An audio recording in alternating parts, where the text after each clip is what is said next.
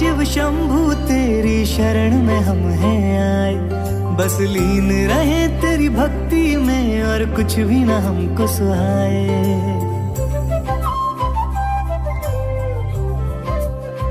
ओ भोलेनाथ शिव शंभू तेरी शरण में हम हैं आए, बस लीन रहे तेरी भक्ति में और कुछ भी ना हमको सुहाए। देवों के देव मेरे महादेव हम तेरा ही ध्यान लगाए, इस रोम रोम और कण कण में प्रभु तुम हो समाए, तुम हो समाए। शिव की रात है घर घर में महादेव है सबने सजाए, बड़े बोल्ड और सण से का महादेव को भोग लगाए। शिव की रात है घर घर में महादेव है सबने सजाए, मेरा रोम रोम और कण कण गाए ओम नमः शिवाय। महादेवा ओम नमः शिवाय, ओम नमः शिवाय, ओम नमः शिवाय, ओम नमः शिवाय। शंभो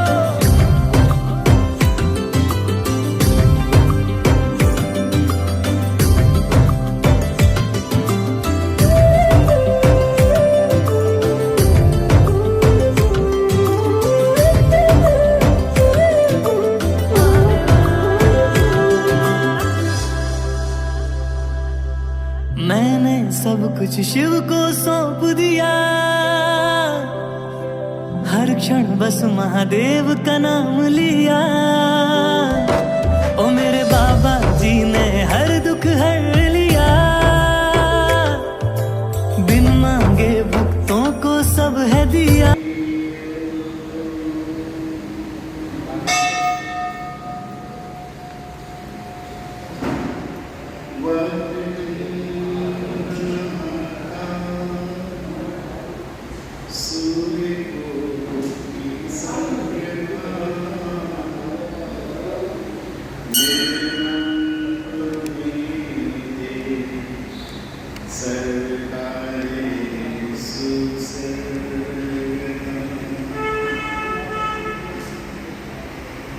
कर्पूर गौरम करुणामृतम्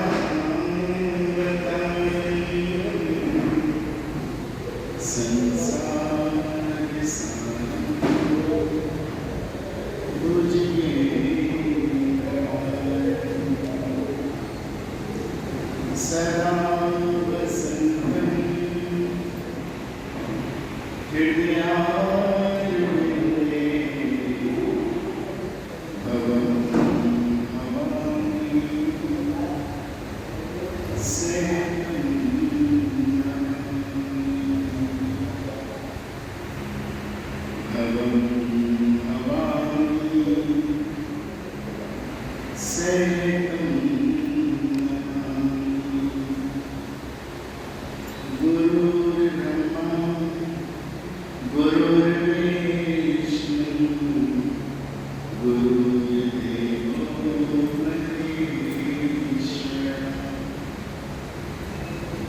गुरु साक्षात् परब्रह्म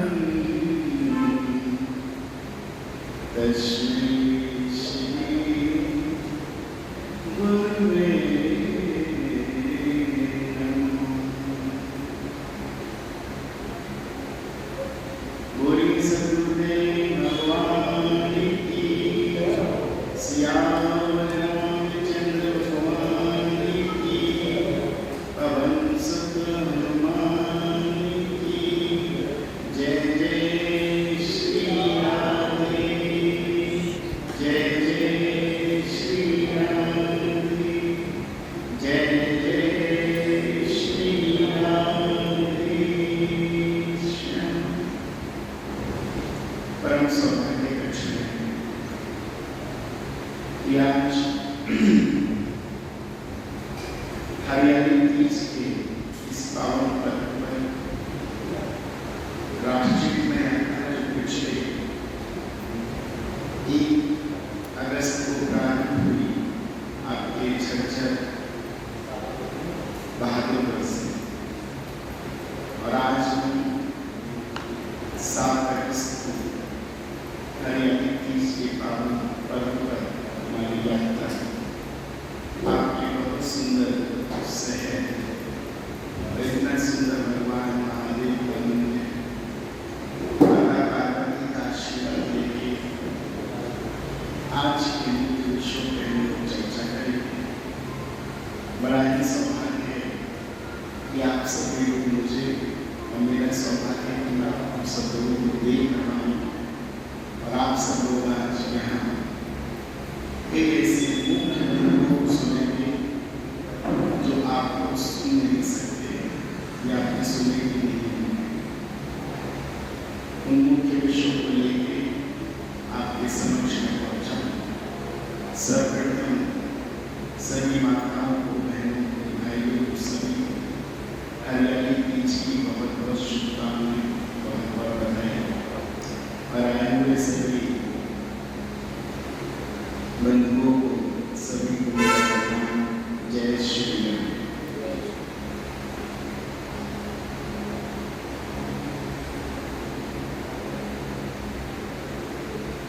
बहुत कुछ बोलने का मन है, लेकिन मेरी तो जिंदगी सनातन के ऊपर है। भारत को सनातन हिंदू राष्ट्र बनाने के लिए अपने पूरे जीवन को मैंने सनातन के नाम किया है, माँ भारती के नाम किया है।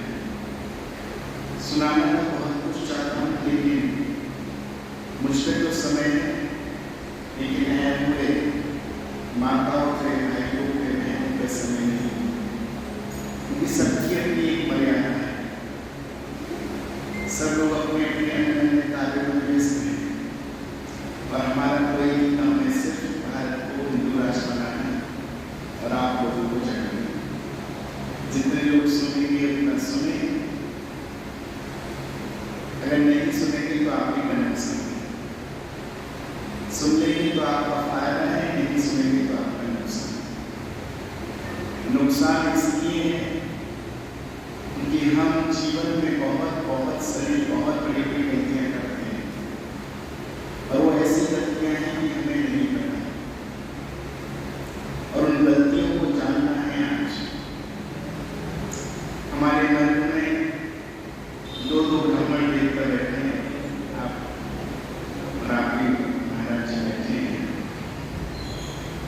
हम चाहेंगे सर्वप्रथम इनका तारीफ से अभिनंदन करें, क्योंकि ये लोग सनातन धर्म के कुछ पात्र हैं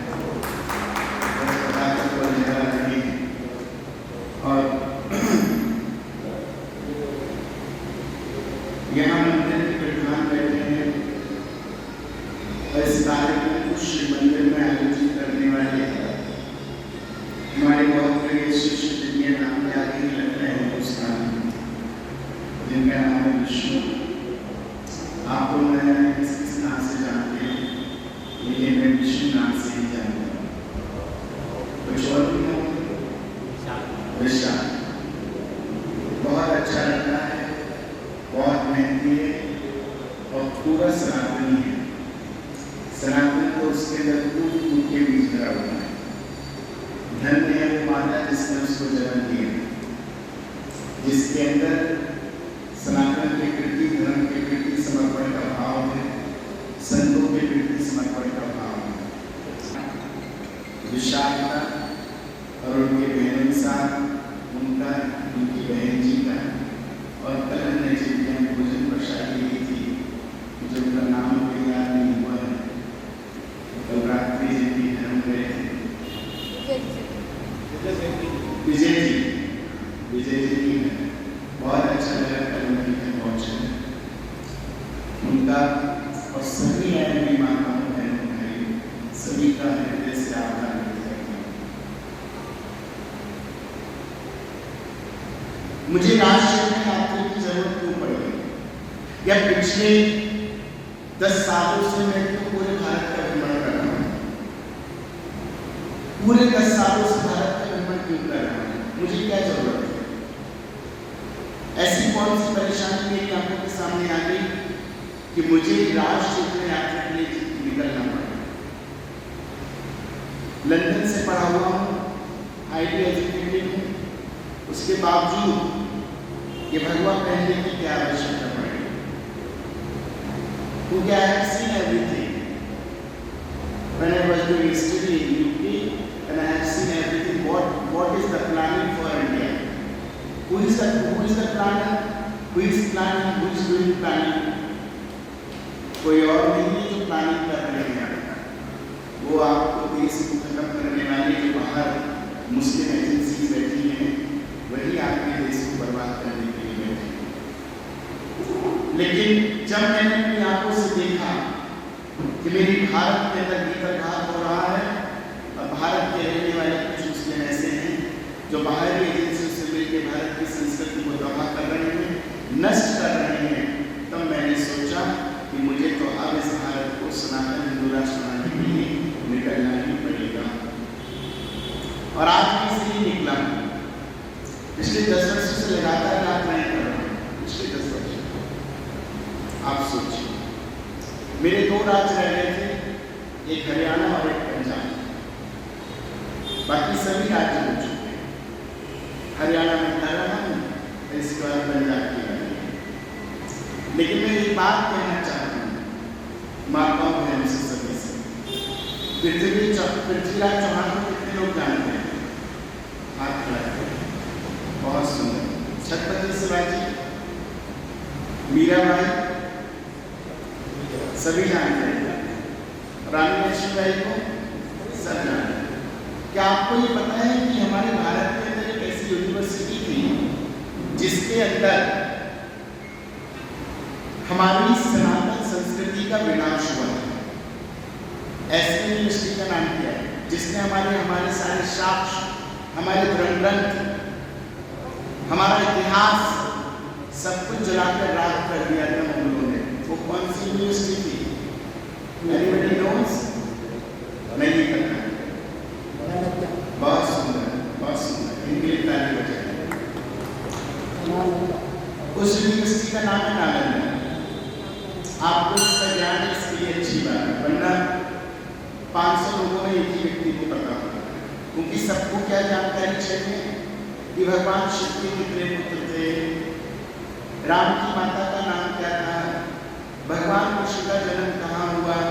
एक बार में 100 बार सुनेंगे, फिर भी इन चीजों में जाएंगे, लेकिन ये नहीं चाहेंगे कि हमारे भारत की संस्कृति का विनाश कब हुआ, किसने किया, ये संस्कृति कैसे बचेगी, इसको बचाने की जिम्मेदारी किसको है। हमें सिर्फ इतना है कि बस जाओ मंदिर में पूजा करो और कथा सुनो, और जो सुनाई और जब खड़े हो जाओ कथा सुनते भी उसको भी झाड़ो और घर जाओ, बस। लेकिन जो मैं आज कथा सुना रहा हूँ, ये राष्ट्र कथा है। अगर इस कथा को आपने जीवन में अपना लिया तो आपको जीवन में कभी कोई कष्ट नहीं होगा। आप राम को सब जानते हैं, कौशल्या को सब जानते हैं, लेकिन आप ये नहीं जानते कि हमारे देश के अंदर एक ऐसी यूनिवर्सिटी थी जिसका नाम था नालंदा विश्वविद्यालय, जिसमें हमारे सारे धर्म ग्रंथ रखे गए थे जो ओरिजिनल थे। अभी जो आप पढ़ रहे हैं सब डुप्लीकेट, ये द्वारा इनको बनाया गया, लेकिन जो ओरिजिनल धर्म ग्रंथ थे उनको नालंदा विश्वविद्यालय में आग लगा दी गई थी, मुगलों ने आग लगाई थी। और दूसरी बहुत महत्वपूर्ण बात, वो 6 महीने तक आग चली। जब 6 महीने, आप सोचिए 6 मंथ। आज हम जो पढ़ रहे हैं सब डुप्लीकेट पढ़े, कुछ ओरिजिनल नहीं पढ़ रहे। इस देश का सबसे पहले जब देश आजाद हुआ तो आजादी के बाद इस देश का जो शिक्षा मंत्री था वो कोई और नहीं था, वो था महबूबा मुफ्ती का बाप, जो इस देश का पहला शिक्षा मंत्री बना आजादी के बाद, मतलब मुस्लिम शिक्षा मंत्री। उसने क्या किया? उसने आपकी सारी सनातन संस्कृति को मिटा के रख दिया। बेटा पढ़ो टीपू सुल्तान, बेटा पढ़ो अकबर, बेटा पढ़ो शाहजहां, बेटा पढ़ो औरंगजेब, बेटा पढ़ो मोहम्मद गजनवी। आपको कुछ जरूरत नहीं है पढ़ने की कि हमारे भारत के अंदर पृथ्वीराज चौहान भी थे, छत्रपति शिवाजी भी थे, महाराणा प्रताप भी थे, लेकिन हम पढ़ किसको रहे? हमारे बच्चे पढ़ते पढ़ते पूरी जिंदगी, आज भी हमारे बच्चे यही याद करते रहते हैं कि शाहजहां कब मरा था, उसकी बेगम कब मरी थी, उसके बच्चा जन्म कब हुआ था। सने याद करते करते बच्चे पूरी जिंदगी बर्बाद कर देते, लेकिन याद ही नहीं, और जिन्हें याद करना चाहिए उनको याद नहीं करते। रानी लक्ष्मीबाई के बारे में सिर्फ 2 लाइनों में लिख दिया, खूब लड़ी मर्दानी वो तो झांसी वाली, बस एक कविता, दैट्स इट। क्या किसी को पता है वो एक महान लेडी जो अंग्रेजों से लड़ाई करते लड़ते जिसने अपने बच्चे को आत्मदाह कर दिया था, जिसने अपने बच्चे को इस देश में कुर्बान कर दिया था? एनीबॉडी नोज उसका नाम क्या था? कौन जानता है? रानी लक्ष्मीबाई के कंधे पे जो उसका बच्चा था उसका क्या नाम रखा था रानी लक्ष्मीबाई ने? किसी को पता है? नहीं पता। जरूरत नहीं, हम क्यों जरूरत करें? हमें क्या जरूरत है? हमें तो कोई जरूरत ही नहीं पड़ती। उसका नाम था दामोदर, आप सोचिए। लेकिन हमें जरूरत नहीं। क्यों जरूरत नहीं है? क्योंकि वो मेरा बेटा नहीं था, पुरानी लक्ष्मीबाई का बेटा, मेरा नहीं था, रानी लक्ष्मीबाई का बेटा था। हमारा होता तो हम नाम याद करेंगे, उसका जरूरत नहीं है। लेकिन ये याद रखो, अगर आप अपने बच्चों के नाम याद नहीं रखोगे किन उन क्रांतिकारियों के, तो आपके आने वाली पीढ़ियों के भी नाम निशान मिट जाएंगे। इस तरीके से बिल्कुल बिल्कुल करके मिट जाएंगे। और मैं आज आपको यही बताने आया हूँ कि कृपया करके आप लोग अपनी सनातन संस्कृति को बचाइए। आज भारत की स्थिति देख रहे हैं आप लोग, क्या है भारत के अंदर की स्थिति जानते हैं? आपको पता है हम लोग किस पॉइंट को ज्यादा बोलते हैं? हम दो हमारे लोग, और दूसरे समुदाय के लोग क्या कहते हैं? हम दो हमारे लोग, यही बोलते हैं। पहले तो चलता था हम 5 हमारे 25। धन हो मोदी जी जिन्होंने तलाक को खत्म कर दिया। इस कारण एक ही पत्नी तो कहने लगे और हम दो और हमारे लोग। और पहले क्या था? हम 5 और हमारे 25। और हमारे घर में क्या है? हिंदुओं में हम दो और हमारे लोग, यही है ना। अब वो भी खत्म हो गया, हम दो हमारे। माता जी बैठ गया, इधर आइए, उनको आप कुर्सी पे बैठ जाइए, माता जी बैठ जाइए।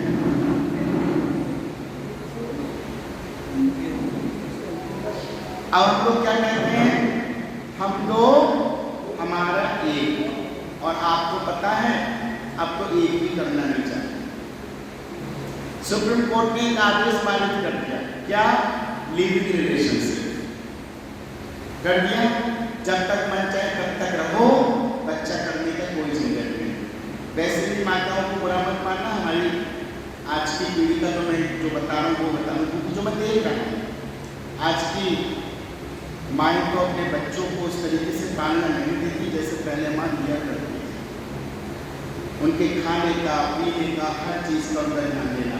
लेकिन ये बात अच्छी है, मुझे लगता है यहाँ देख के आपके संस्कार जो भी माएँ बैठी हैं उनमें संस्कार नजर आ रहे हैं। लेकिन ज़्यादातर अगर आप देखेंगे उनको अपने सजने संवरने और फैशन से पोषण नहीं है, लेकिन अपने बच्चों को देखने की जरूरत नहीं है। पूरे दिन फोन, इंस्टाग्राम होगा या और चीज़ें होंगी, लेकिन बच्चों पर ध्यान। पहले की माएँ क्या करती थी?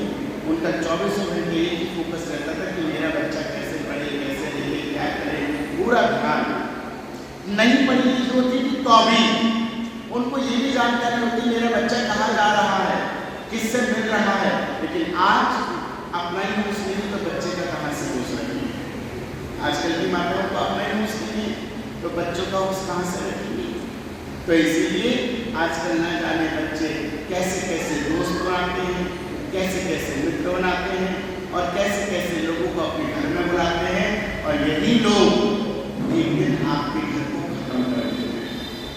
एक लड़का था जिसका नाम था आयुष, हमारे बहुत परिचित थे खास, और उसकी एक बहन थी जिसका नाम था सीमा। आयुष की बहन का नाम था सीमा।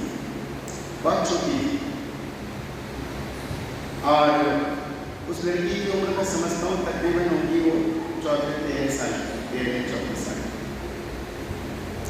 तो उस आयुष का एक मित्र था, बहुत जिगरी दोस्त, उसका नाम था Suhail. He was a Muslim. School में अच्छा दोस्त था, बहुत बड़े स्कूल है उसमें पढ़ता था, इंग्लिश स्कूल में। फोन थोड़ी देर को साइलेंट कर लीजिए। बहुत बड़े स्कूल में पढ़ता था, नाम था उसका सुहेल। उसने अपना मित्र बनाया। मित्र बनाने के बाद बचपन से घर में आने लगा, और घर में जब आने लगा, आप थोड़ा दिखा रहे हैं, मैं आपको देखना चाहता हूँ। हाँ, ये था जब वो घर में आने लगा बहन जी, उसका मित्र, तो उसने क्या किया, सबसे पहले दिन अपनी दोस्त की मम्मी को बोला, मम्मी। बोले बेटा तुम मुझे मम्मी कह? तो बोले हाँ, आप मेरे दोस्त की मदद हो, मेरी भी मदद हो। इतना विश्वास हो गया। अच्छा बेटा, पहले दिन से उसने कह दिया हाँ बेटा आ जा, और उसी दिन से वो मम्मी बन गई। किसकी मम्मी बन गई? उस सुहेल की मम्मी। अब हिंदू जो आए उसका वो भी अपने मुसलमान दोस्त की मम्मी को मम्मी कहने लगा, और ये भी इसको मम्मी कहने लगा। मम्मी कहते कहते इतना मिल गया, इतना गुण मिल गया कि मम्मी अपने बेटे आयुष को तो नहीं बुलाती थी कि तू सब्जी ला दे, ये ला दे, वो ला दे। सुहेल, ये ले पैसे, जाके सब्जी लिया, जाके ये लिया, जाके वो करे। और वो कभी किसी काम को मना ही नहीं करता, बस मम्मी ने बुलाया है भाग गया।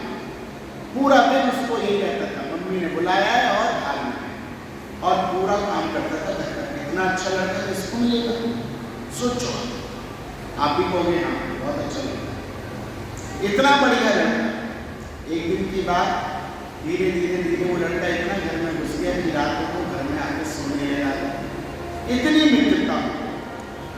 एक दिन जो है उसका भाई सोने के टाइम उसको बुखार हो गया, लड़के को आयुष को। तो उसकी माँ ने बोला बेटा आज तेरे दोस्त तो बुखार में है, तेरी बहन को स्कूल छोड़ना है, जा अपनी बहन को स्कूल छोड़ा। तो अपनी बहन को स्कूल ले गए मोटरसाइकिल पर बैठा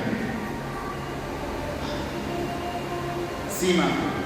और जब स्कूल ले जा रहा था तो रास्ते में उसने क्या करना शुरू किया, धीरे धीरे खूब तेज चलाता बाइक और एकदम ब्रेक लगाता।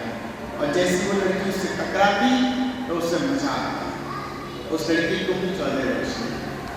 तो वो बोलती भैया सही से चलाओ, आप आकर क्यों ब्रेक लगा रहे हैं इतनी तेज से? लेकिन किसी को होश नहीं है कि होने वाला क्या है, क्योंकि कौन है वो? उसका बेटा। होश नहीं है, उसका बेटा। और धीरे धीरे धीरे एक दिन स्कूल छोड़ा, दूसरे दिन छोड़ा, तीसरे दिन छोड़ा, चौथे दिन छोड़ा, और 10 दिन में इतना वो पक गया, इतना घुस गया कि उसकी बहन भी अपने भाई के दोस्त के बिना रहना नहीं चाहती। कैसे भी रहना चाहती थी? क्योंकि मेरे भैया का दोस्त बहुत अच्छा है, रास्ते में लाता था, स्कूल से लाते समय चॉकलेट खिलाता था, आइसक्रीम खिलाता था। इतना अच्छा भाई तो किसी को मिलेगा ही नहीं, मिलेगा ही नहीं। एक दिन की बात, उसकी जब माँ थी तो राखी बांधने अपने मेहंदी गई, और जब मैं राखी बांधने पहुंची तो अपने सुहेल बेटे से कही बेटा आज तेरी बहन और भाई दोनों अकेले तुम यहीं रुक जाना, तो अपने घर में सोना नहीं, मेरे घर सोना है, मैं जा रही हूँ। और माँ तो बोल के चली गई राखी बांधने, और सुहेल को मौका मिल गया। रात में अपने दोस्त को बढ़िया करके कोल्ड ड्रिंक में कुछ खिला दिया, और रात में ही सीमा के साथ गंदा काम कर दिया उस सुहेल। और आखिरकार वो लड़की जो थी सीमा, इस चीज को छिपाती रही, बताया नहीं घर में। और एक दिन ऐसा आया कि उस लड़की ने आत्महत्या कर ली। आप सोचिए, अब आप बताइए ये कौन सा भाई है? और ऐसे आपके घर में कई भाई आते होंगे और आप फंसाते भी होंगे, करते भी होंगे। होशियार होशियार हो जाइए, खबरदार। कश्मीरी पंडितों का हाल ऐसे ही बुरा हाल नहीं हुआ। कश्मीरी पंडित जो कश्मीर में रहते थे, मेरी माताओं, मेरी बहनों, मैं आपको बताना चाहता हूं, कश्मीरी दरिंदगी करने वाले, उन बेटियों का बलात्कार करने वाले कोई और पाकिस्तान के मुसलमान नहीं थे, वो सिर्फ और हिंदुस्तान के ही मुसलमान थे। और कौन से मुसलमान? जो सिमटे खिलाते थे ईद पे, जो होली पे रंग लगाने आते थे, ये वही मुसलमान थे जो कि एक दिन इतनी बर्बरता पे आ गए कि उन्होंने इस पूरे कश्मीर को खाली ही कर दिया। पाकिस्तान के थे मुसलमान लोग, कहाँ के थे? हिंदुस्तान के थे। कहाँ के थे? हिंदुस्तान के थे। फिर ये कौन है? कौन है ये लोग? और अब बहुत दूर जाने की जरूरत भी नहीं है, बहुत दूर जाने की जरूरत नहीं है। टीवी में न्यूज देखो, मैं तो सुबह से देख रहा हूँ। क्या हाल है बांग्लादेश का? माता जी क्या हाल है? कितने हिंदू मारे जा रहे हैं? कितने हिंदू? क्यों? अभी भी अगर खबर नहीं लोगे, अभी भी नहीं जागोगे तो याद रखना, घर भी जलेगा, बेटी भी सूटकेस में मिलेगी, नहीं मिली तो फांसी लगा लेगी, लेकिन हम फिर भी नहीं जाएंगे। क्यों? क्योंकि हमारे लिए तो सुहेल हमारा बेटा है। बस यही आपके, मैंने आज ही सुबह डाला इंडियन न्यूज में, मेरी डिबेट थी, मैंने कहा माताओं बहनों से निवेदन किया, कृपया करके मुसलमान लड़कों से हाथ में मेहंदी न लगवाएं, बिल्कुल न लगवाएं। और ये हाथ में कलावा बांधते हैं, माथे पे टीका लगाएंगे, नाम होगा सुहेल और नाम क्या बताएंगे? राहुल, साहिल। ये ऐसे हिंदू नाम रखते हैं हाथ में कलावा बांध के कि एक दिन आपकी बेटी को कब अपने प्यार में फंसा लें आपको पता ही नहीं चलेगा। 98% जो जिसमें बॉडी बनाते हैं लोग क्या जिम, 98% लड़के मुस्लिम ही मिलेंगे जिम के अंदर। आप ना मानो तो कभी सर्च कर देते हैं। उनका काम क्या है? दिन में कबाड़ा बेचते हैं और शाम को बॉडी बनाते हैं, और सुबह के समय 10 बजे तक स्कूलों के बाहर लड़कियों को छेड़ते हैं, लड़कियों को पटाते हैं, और जब पट जाती हैं तो दिन में कबाड़ा बेचा, जो पैसा कमाया शाम को लड़कियों के साथ मस्ती करी और बढ़िया से, यही काम है। लेकिन हम लोग अभी भी नहीं जानेंगे। आज देखो कितने हिंदू हमारे जल रहे हैं धड़क धड़क के। क्यों? क्योंकि वहां किसकी आबादी ज्यादा है? किसकी? मुसलमान की आबादी ज्यादा है। अब भारत के अंदर भी आपको लगता है कि इन लोगों की आबादी सिर्फ हमें 30% है? नो, ये आपके बराबर है, बराबर। क्यों? क्योंकि इनका डाटा नहीं मिलता। हम लोग, ये लोग अगर एक कॉलोनी में हिंदू 500 है, एक कॉलोनी में हिंदू अगर 500 है, और अगर एक मुसलमान उस 500 का लोगों के बीच में बस गया, तो माता जी महादेव की सौगंध 5 साल के अंदर 500 तो हिंदू तो 500 जाएंगे, लेकिन मुसलमान 5000 हो जाएंगे। ये इतनी स्पीड से बढ़ते हैं, इतनी स्पीड से बढ़ते हैं, आपको पता नहीं है। पूरी साजिश की तरह। अच्छा, आपको लगेगा महाराज जी झूठ बोल रहे हैं। अच्छा ये बताओ, जब इंडिया की क्रिकेट की टीम हार जाए तो पटाखे कौन छोड़ता है? पाकिस्तान। नहीं, इंडिया के लोग छोड़ते हैं? नहीं छोड़ते। पटाखे की आवाज सुनिए, सुनिए ना माता जी, कौन छोड़ता है? आपके यहाँ के मुसलमान छोड़ते ना पटाखे? इंडिया की टीम हारती है, क्यों छोड़ते हैं? खुश होते हैं वो बात। क्यों छोड़ते हैं? इसके पीछे कभी सोचा आपने? क्यों छोड़ते हैं? ये इसलिए छोड़ते हैं क्योंकि, किसलिए छोड़ते हैं आप बताइए? क्योंकि इसलिए छोड़ते हैं क्योंकि ये पाकिस्तान की सोच रखते हैं, हिंदुस्तान की सोच नहीं रखते। अगर हिंदुस्तान की सोच रखते तो हिंदुस्तान की टीम के हारने पे पटाखे नहीं छोड़ते। छोड़ते? नहीं छोड़ते। मैं बताना चाहूंगा, आप यहाँ के प्रधान हैं, हर माँ अपने घर को चलाती है। हमारे भारत के अंदर एक बकवास कानून बना है जो अभी नहीं है, और आज संसद में उसको बहस चल रही है। और ये भी बताऊंगा क्यों छेड़ रही है। क्योंकि मैं ना किसी पार्टी का हूं, ना मैं किसी का हूं, मैं हरनी महादेव का हूं। मेरा किसी पार्टी से लेना देना है, मैं महादेव का हूं। क्योंकि सारी पार्टी के लोग एक दूसरे के चोर मौत से ले रहे हैं। याद रखना, मैं किसी का नहीं हूं। मैं अगर हूं तो सिर्फ महादेव का या राम का। जो धर्म की बात करेगा मैं उसका हूं, जो राम की बात करेगा। अब आपको मैं ये बताना चाह रहा था, एक वक्फ कानून बना है 1995 में। आपका जन्म पहले हो गया होगा माता जी, 1995 से पहले की पैदाइश होगी आपकी। कौन से समय पैदा हुई थी हैं? 62 में आपका जन्म हुआ, तो 1995 में कितने साल की होंगी आप? कम से कम 25 साल की तो होंगी हैं? तो आपको एक कानून पता है, एक कानून बना था 1995 में, एक कानून बना था। उस कानून को सुन लीजिए। क्या कानून बना था? कानून ये बना था, जो लोग अभी उठ के जा रहे हैं ना बीच में, ये वो लोग हैं जो सनातन की बात हिंदू राष्ट्र की सुनना ही नहीं चाहते। सेकुलर, ये वही लोग हैं जो उठ के जा रहे हैं, जिनको ये नहीं पता कि कल वो अपनी बेटी की शिकार होने वाली है। अगर सुनेंगे तो शायद बच जाएंगे, लेकिन चले जा रहे हैं तो जाओ, वो मरो, मुझे क्या पता है।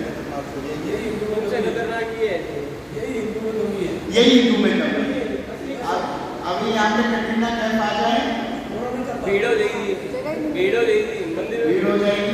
अभी यहाँ पे वो राखी सावंत झुमका लगाने आए तो देखो पूरा मंदिर कचाकच हो गया है। फिर तो अरे आपको बुलाना नहीं पड़ेगा, भाग के आएंगे। यहाँ तो आपको बुलाने में मेहनत करनी पड़ी होगी। क्यों माता जी? मेहनत करेंगे सब अपने आप आ जाए। ये वो हैं जो सच्चे हिंदू हैं, ये सच्चे हिंदू हैं, सनातनी हिंदू जिन्हें कहते हैं। तो मैं आपको ये बात बताना चाह रहा हूं, बहुत महत्वपूर्ण बात बता रहा हूं। क्या एक वक्त कोर्ट कानून बना था, उस कानून को 1995 में ये बनाया गया था कि ये जो मंदिर है या भारत के अंदर अभी अगर 2 मौलवी टोपी लगाए हुए यहाँ दरवाजे के बाहर आ जाए और वो ये बोले पंडित जी से कि पंडित जी ये जो मंदिर है ये वक्फ बोर्ड की जमीन पर बना हुआ है। किस पे बना हुआ है? वक्फ बोर्ड की जमीन पे। तो पंडित जी कहेंगे नहीं, गलत बोल रहे हो, हमारे पास तो सारे दस्तावेज हैं, मंदिर की रजिस्ट्री है, पेपर है, ऑन रिकॉर्ड है, सब कुछ है, ये तो साफ कमेटी का मंदिर है। बोले नहीं, झूठ, और एक टिप्पणी चिपका देंगे आपके मंदिर के बाहर कि ये मंदिर वक्फ बोर्ड के अंदर है। अब आप परेशान भागेंगे हर जगह।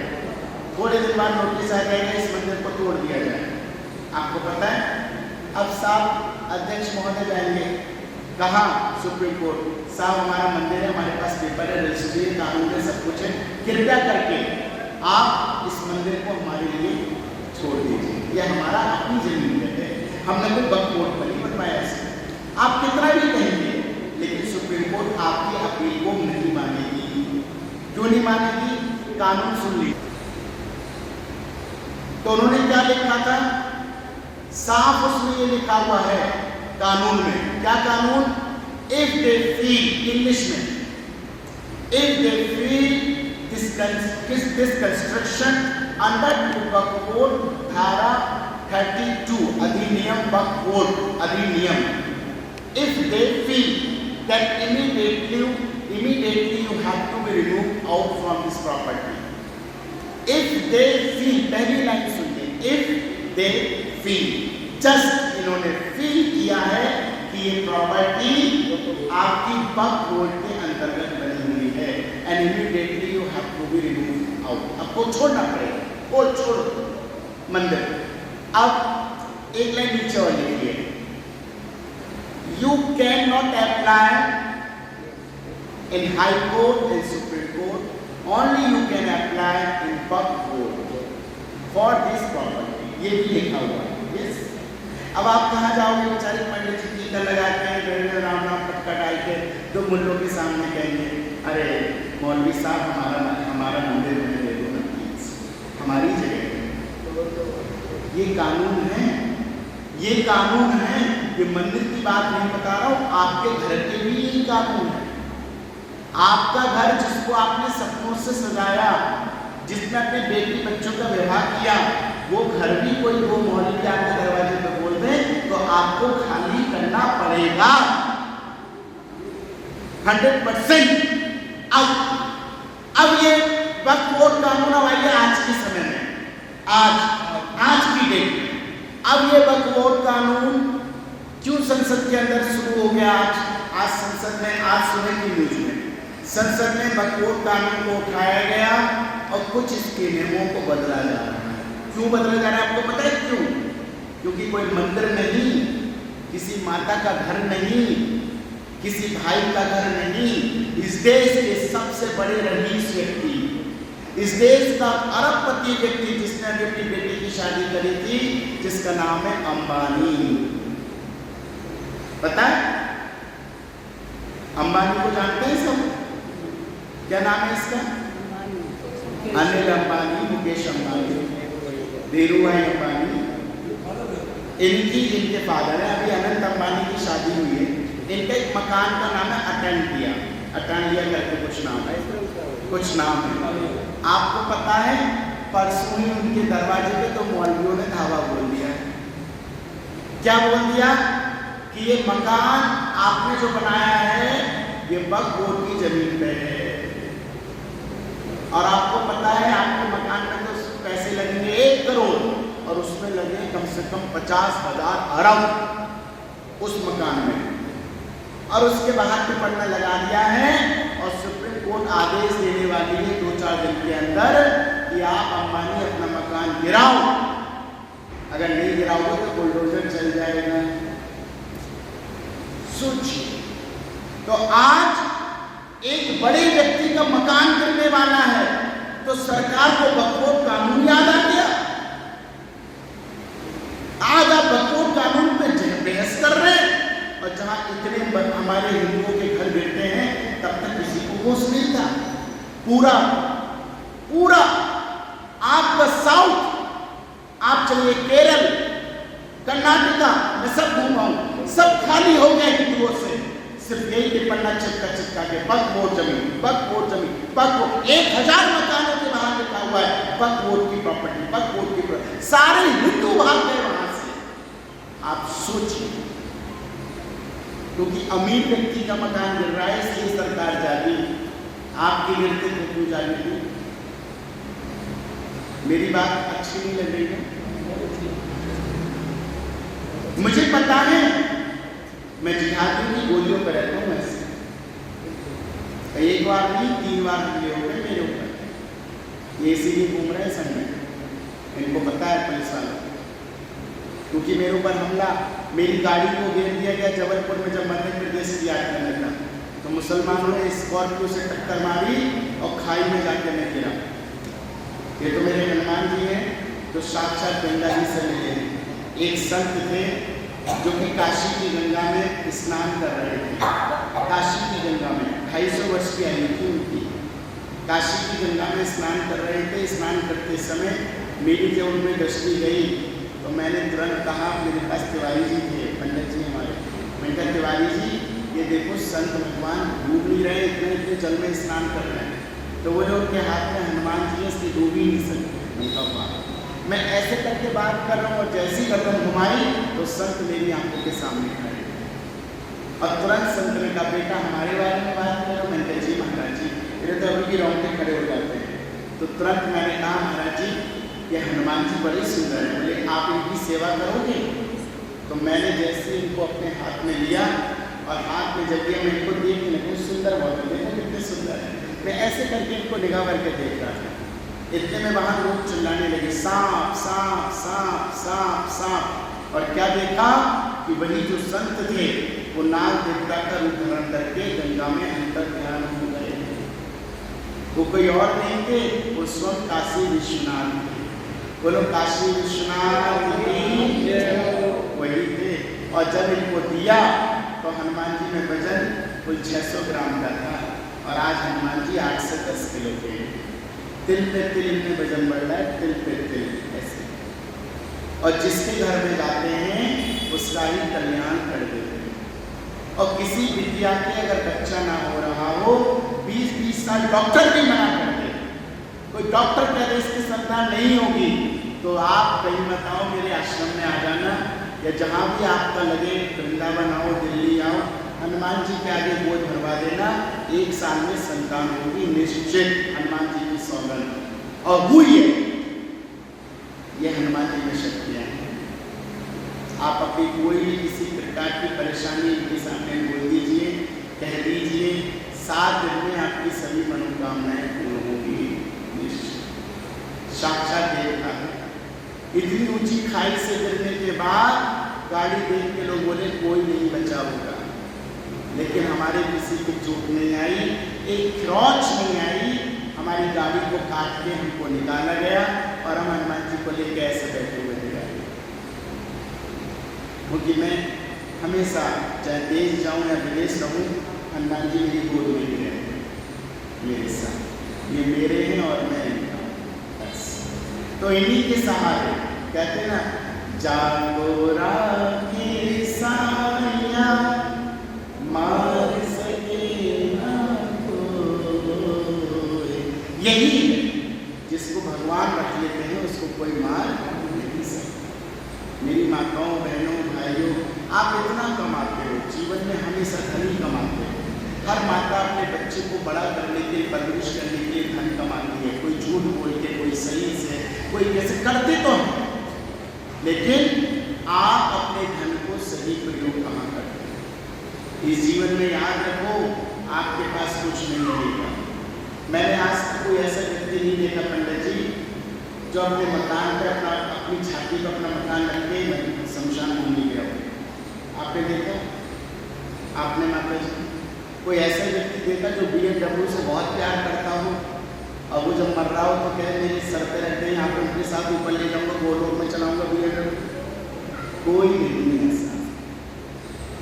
ऐसा कोई नहीं। इसलिए आपको कह रहा हूँ, जीवन में मेरी बात को समझ लीजिए। मेरा रहेगा कारण जग में जमेगा रहेगा।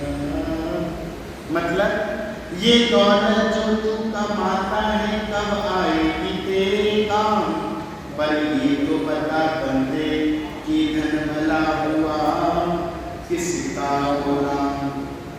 समझा गए उपदेश हरिश्चंद्र, कृष्ण और राम की दौलत तो नहीं रहती है, रहता है सिर्फ नाम। क्या रहता है? दौलत नहीं रहती। अभी आप लोग कुछ भी हनुमान जी के आगे चल रहे हैं, गाड़ी में तेल खर्च हो गया, तेल खत्म हो गया तो तेल में डलवाना है, तो जो भी आप चढ़ाएंगे वो उठा के तेल वाले को दे देंगे, भैया तेल डाल दे गाड़ी में।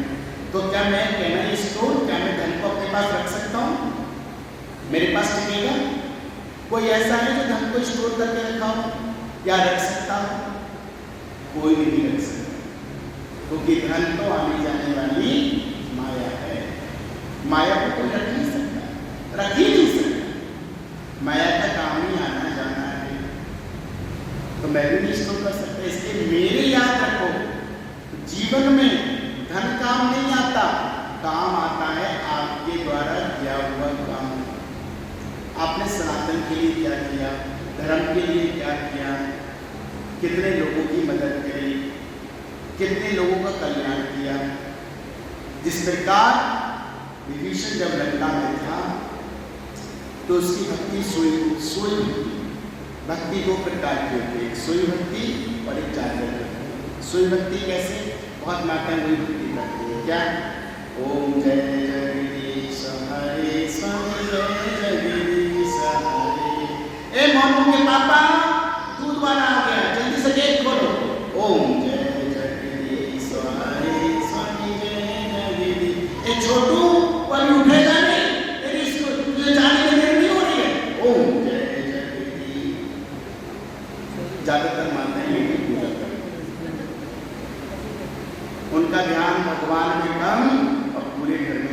यही होता है।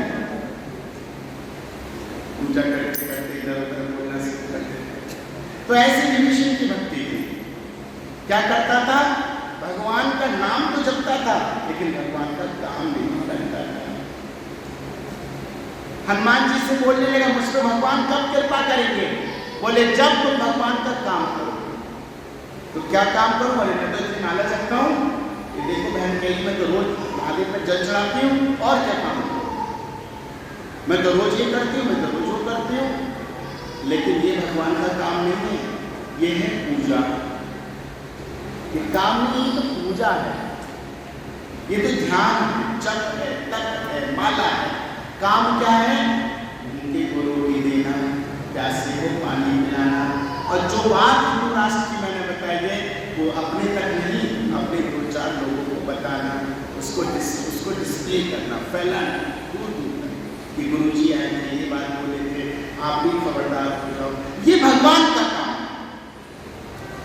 उसके बाद विभीषण जी को बोलने लगे हनुमान जी, विभीषण तुम्हारा भाई मेरी माता सीता को ले आया। क्या एक बार में तुमने जाके माता सीता से पूछा, माँ तुम कैसी हो? तुम गए नहीं? अरे तुम्हारा भाई विरोधी है, तुम्हारा भाई भगवान का विरोधी है, तुम तो नहीं हो, तुम तो भगवान की भजन करते हो। तुमने क्यों नहीं जाके पूछा मैया से कि मैया तुम ठीक हो, कैसी हो, क्या हो, हालचाल लेना चाहिए था? लेकिन तुम नहीं। हाँ, विभीषण सोचने लगा, हाँ मैं तो नहीं गया। फिर क्या करूं? बोले अब ये बताओ, भगवान का काम अगर करना है तो ये बताओ माता सीता कहाँ मिलेगी? मुझे सब परिचय। और तुरंत विभीषण सोचने लगा कि मैं बता दूंगा तो मेरा भाई रावण मेरी गर्दन काट देगा, और नहीं बताऊंगा तो राम जी की कृपा नहीं मिलेगी। अब दोनों को परेशानी है, क्या करे? कृपा चाहिए या गर्दन कटने का डर? गर्दन कटने का भी डर है, अब भगवान की कृपा भी चाहिए, क्या करूं? असमंजस में पड़ गया। तो हनुमान जी धीरे से बोले पीछे से, भैया विभीषण। और जैसे भैया बोले तो तुरंत विभीषण ने कहा, हनुमान जी आपने मुझे भैया कहा? बोले हाँ। बोले वो कैसे? बोले क्यों? क्योंकि मेरा जो बाप है, मेरा राम, वो मेरे पास है, और मेरी भैया तुम्हारे पास है। इस नाते हम दोनों कौन? हम दोनों भाई भाई हैं। इतना सुनते विभीषण रोने लगा और सारी युक्ति बता दी कि ऐसे ऐसे जाओ, तुमको माता सीता मिल जाएंगी। और जैसे हनुमान जी जाने लगे तो तुरंत पैर पकड़ लिया, हे हनुमान अब तो भगवान उस पर कृपा करेंगे। बोले अब तो बिल्कुल नहीं करेंगे, और अब तो मेरी गर्दन भी कट जाएगी, भगवान की कृपा नहीं करेंगे। मैंने तो सब भगवान का काम कर दिया, फिर भी मुझे सुनो विभीषण प्रभु की नीति करे सदा सेवक से प्रीति। क्या कहते हैं भगवान? कि जो भक्त भगवान का काम करता है, भगवान उस पर कृपा नहीं करते, भगवान उससे प्रेम करते हैं। क्या करते हैं? प्रेम। अब ये बताइए किसको प्रेम चाहिए, वो हाथ ऊपर करे। अरे वाह। और जिसको भगवान की कृपा चाहिए वो हाथ ऊपर करो। नहीं, ज्यादा इंपॉर्टेंट है प्रेम नहीं कृपा। माता जी प्रेम होगी तो कृपा तो वैसे ही है। सबसे पहले क्या चाहिए? अब आपको मुझसे प्रेम होगा तभी तो मैं कृपा करूंगा। आप बताइए, हमारे जब प्रेम होता है तभी तो सब चीजें आगे बढ़ती है। प्रेम भी नहीं होगा तो क्या होगा? तो महत्वपूर्ण क्या है? प्रेम होना चाहिए। इसीलिए 3 प्रकार के प्रेम की व्याख्या की भगवान विष्णु ने। क्या कहा कि इस दुनिया में 3 प्रकार के लोग होते हैं। एक तो वो जो प्रेम के बदले प्रेम करते हैं, उनको भगवान विष्णु ने कहा ये व्यवहार का प्रेम है, प्रेम के बदले प्रेम। भैया आज हमको अध्यक्ष जी ने बुलाया है, कल को हमारे वृंदावन आने को हम मीट की सेवा करेंगे, तो ये प्रेम के बदले प्रेम है। आपने हमें किया तो हमने आपको कर दिया। आवाज के हम भोजन करेंगे, अभी कभी हमारे यहाँ वृंदावन आएंगे तो हम भी भोजन कराएंगे। तो प्रेम के बदले प्रेम मतलब व्यवहार, ये व्यवहार का प्रेम। दूसरा प्रेम अकारण प्रेम। भगवान कह रहे हैं अकारण प्रेम तो सिर्फ घर और कोई नहीं करता, कोई लोग करते हैं। वो कौन? माता और पिता। माता पिता अकारण प्रेम करते हैं, इनको कोई कारण नहीं बच्चों से। रोटी देंगे तो भी, मारेंगे तो भी, और कुछ भी कहेंगे, गाली देंगे तो भी, शराब पी के आएगा, ओए मां तेरी तो थोड़ी देर को तो सुख बैठ जाएगी, फिर खाली लगा जाएगी, बेटा ये खा लेना। सही बात, बेटा खा ले। गाली देगा तो भी मां प्यार करेगी। इसको कहते हैं माता पिता अकारण प्रेम। इनके प्रेम में कोई कारण नहीं होता। और तीसरे कौन? जो किसी से प्रेम ही नहीं करते, उनको मतलब नहीं, जो चल गए होते क्या मतलब, ऐसे ही प्रेम। तो इसका मतलब जीवन में प्रेम की बड़ी सुंदर व्याख्या है। आज समय नहीं है क्योंकि कहीं और भी जाना है, वरना मैं आपको बहुत अच्छे से इसकी व्याख्या करके सुनाऊंगा। मैं श्रीमद् भागवत महापुराण करता हूँ, भागवत कथा, राम कथा करता हूँ, शिव महापुराण करता हूँ, लेकिन मेरी जितनी भी कथाएं होती हैं उन सब में एक तत्व छिपा हुआ है। मेरी कोई कथा नाच कोई वाली नहीं है। मेरी कथा का मतलब है रहस्य।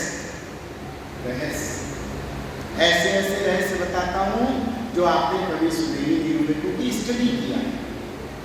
अब यहाँ कितने लोग हैं, क्या किसी को पता होगा विदुर जी पूर्व जन्म में क्या थे? शायद पंडित जी को भी नहीं पता। विदुर जी का पूर्व जन्म किसका था? कौन थे विदुर जी? इधर तो कौरवों के यहाँ सेनापति बने, वही उनके यहाँ धर्म थे, लेकिन पूर्व में वो क्या थे? नहीं, विदुर जी कौन थे?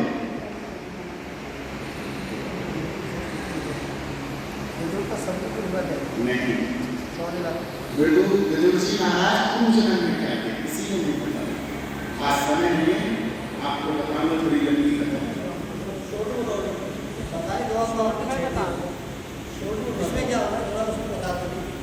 क्योंकि मेरी कथाएं बहुत लॉजिक की होती है, बहुत सारी अर्थ के आधार पर।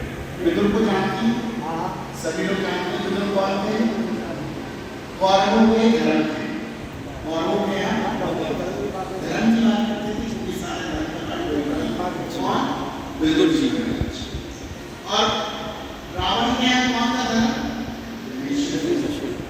रावण जब विभीषण त्यागा, तभी तो उसका सब पूरा समय आ गया। तो ऐसे ही विदुर जी का जब त्याग किया कौरवों ने, तभी कौरवों का विनाश हो गया। अब विदुर जी थे कौन? अब आप सुन लीजिए विदुर जी। इसके पीछे दो चीजें निकलेंगी, इसके पीछे दो चीजें निकलेंगी। एक तो ये कि हम छोटे से छोटा जो पाप करते हैं उसकी भी सजा हमें भुगतने को मिलती है। सुन लीजिए, आप कहते हैं मछली पूजा करते हैं, फिर भी हमें पाप हम भुगत रहे हैं, हमारा शरीर बीमार, परिवार में कष्ट, ये वो अक्रम संक्रम, इसलिए सुन लो, बहुत अच्छी बात है। विदुर जी महाराज जो थे, एक बार की बात है, एक ऋषि थे मांडव ऋषि। क्या नाम था? मांडव। बोलो क्या नाम था? मांडव ऋषि। एक बार मांडव ऋषि अपने आश्रम में ध्यान लगाए हुए बैठे थे, तो कुछ चोर मतलब चार चोर एक राजा के यहाँ चोरी करके लूटते भागे। सारा धन राजा का चुरा लिया। जब चोरी करके भागे तो तुरंत राजा ने कहा चोरों को पकड़ो। चोर आगे आगे, सैनिक पीछे पीछे। उन चोरों ने क्या किया? मांडव ऋषि के आश्रम में देखा कि ये महात्मा साधना कर रहा है, लाओ इसी को बचाते हैं। अब मांडव ऋषि के आश्रम में घुस गए, और जैसे घुस गए तो चोरों ने क्या किया? आगे से हट जाओ। चोरों ने क्या किया कि सारा माल जितना था वो मांडव ऋषि के आश्रम में रख दिया, और वो जो कपड़े थे मांडव ऋषि के, वो सारे कपड़े खुद पहन लिए चोरों ने, महात्मा बन गए, और चंदन लगा दिया बढ़िया करके। अब महात्मा बन के मांडव ऋषि के चारों ओर बैठ गए, ध्यान लगा के। सैनिक जब आए पीछे पीछे, बोले अरे चोर भागे तो इधर ही और उनके पैर के निशान भी इस कुटिया तक है, तो जरूर चोर इस कुटिया में होंगे। वो मांडव ऋषि की कुटिया में जैसे सैनिक घुसे तो देखा ये 5 महात्मा ध्यान लगा रहे हैं, चोर कहाँ है? सोचा कुटिया के अंदर बैठे होंगे, तो कुटिया के अंदर गए तो वहाँ धन मिल गया राजा का, और सारा धन तो यही है, तो चोर भी यही होंगे। तो एक सैनिक ने कहा चोर वो कोई और नहीं होंगे, यही महात्माएं चोर हैं जो 5 बैठे, 4 तो चोर और 5 में वो मांडव ऋषि। बोले यही 5 महात्मा हैं जिन्होंने चोरी की है। और सैनिक ने कहा उठा लो इन्हें, और 5 महात्माओं को उठा लिया, और उठा के 5 महात्माओं को 5 4 चोर और महात्मा उनको लेके राजा के सामने। राजा ने से पूछा सैनिक ने क्या करें, बताइए, आदेश कीजिए। बोले इन 5 को सूली पे लटका दो, 5 को सूली पे लटका दो। अब 5 को सूली पे लटका दिया। तो जो 4 महाराज थे वो तो तुरंत मर गए सूली पे लटकते ही, और जो असली थे मांडव ऋषि वो मरे नहीं। मांडव ऋषि नहीं मरे, और मांडव ऋषि ने अपनी सांसों को कंट्रोल कर लिया और ध्यान की अवस्था में बैठ गए। जब नहीं मरे तो 2-3 घंटे बाद सैनिकों ने सोचा और इनके शव को नीचे उतारा, तो देखा मांडव ऋषि जिंदा थे। जब मांडव ऋषि जिंदा थे तो तुरंत भागते हुए गए सैनिक राजा साहब, एक महात्मा उनमें से एक चोर जो है वो जिंदा है।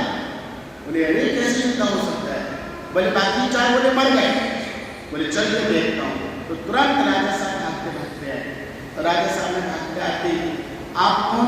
बोले मेरा नाम मांडव ऋषि। ओहो ऋषिवर, और तुरंत चरणों में लेट गया राजा, मुझसे गलती होगी, क्षमा कीजिए, हमारे सैनिकों ने आपको उठा लिया। बोले इनकी गलती नहीं है, चोर आपका चोरी करने वाले मेरी वेशभूषा पहनते बैठे थे, तो इन्होंने सोचा ये 5 ही चोर हैं, इनकी भी क्या गलती है? तो इसलिए आपके सैनिक हमें सबको उठा रहे और आपने हमसे पूछा नहीं, हमने बताया नहीं, और आपने फांसी लगा दी, सूली पे लटाई। लेकिन हाँ, मेरे प्रारब्ध में कुछ ऐसा था कि मुझे ये सजा भुगतनी पड़ेगी, कुछ तो मैंने कर्म ऐसा किया होगा। उन्होंने कहा मैंने अपने जीवन काल में कभी कोई ऐसा गलत काम नहीं किया, पूरे जीवन काल में मैंने एक भी गलत काम नहीं किया, सिर्फ 5 मिनट मैंने पूरे जीवन काल में कोई गलत काम नहीं किया, लेकिन मुझे सजा क्यों दी गई? तब मांडव ऋषि ने सब देखा, जब अपना इतिहास उठा के एक भी गलत काम नहीं। फिर इस बार इन्होंने सोचा ऐसा करता हूँ, मैं सीधा यमराज से जाकर पूछता हूँ, क्योंकि वही था तो यमराज के पास है, तो वहां जाकर पूछता हूँ। तो यमराज के पास पहुंचे। आप लोगों की भाषा में उनको यमराज कहते हैं, लेकिन हम और संत लोग इन्हें धर्मराज कहते हैं। तो धर्मराज के पास पहुंचे, और धर्मराज के पास जाकर पहुंच के बोलने लगे, ये धर्मराज, मैंने जीवन में कोई गलती नहीं करी, लेकिन मुझे सूली पे लटका दिया गया, क्यों बताइए? तो धर्मराज ने बताया। क्या? धर्मराज बोले कि आपने एक गलती की थी, पूरा किताब खोलिए। बोले क्या? तब देखने के बाद तो बताया कि जब आपकी उम्र 1 साल की थी, आप एक रसोलन्ना सा बच्चा है, आपकी उम्र जब 1.5 या 2 साल की थी, तो आपके पास एक चीता था, उस चीते को आपने अपने हाथ से मार दिया था, ऐसे करके उस चीते को आपने मार दिया था। तो उस चीते को मारने की सजा आपको ये मिली कि आपको सूली पे लटकना पड़ा। उस चीते को मारने की सजा आपको सूली पे लटकना पड़ा। तो बोले इतनी सी गलती? बोले गलती चाहे जाने में हो या जाने में हो, पाप तो पाप है। अब आप गिन लो कितने पाप आप दिन भर में करते हैं, पाप तो पाप है।